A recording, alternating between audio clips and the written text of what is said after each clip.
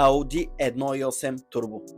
Вечният спор 1.8 Turbo или 1.9, нека чуя вашето мнение долу в коментарите. Колата разполага с 17 черни джанти, спортно окачване и генерация, която ще ви покажа как се чува.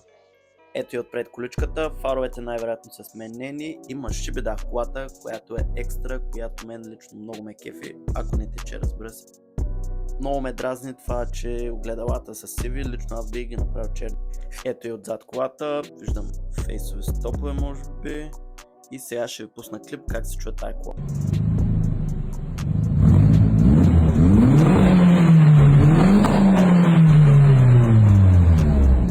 И не забравяй, че ако си фен на колите, на Audi, на BMW, без значение, в автоспомен можеш да намериш кейсче, тениска, худи, абсолютно всичко за твоята любима марка.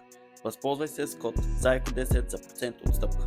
Ако искаш ревю на твоята кола, може да ни пишеш в Instagram автоспомен и ние ще го направим, като ни изпратиш няколко снимки и малко информация какво се прави по колата.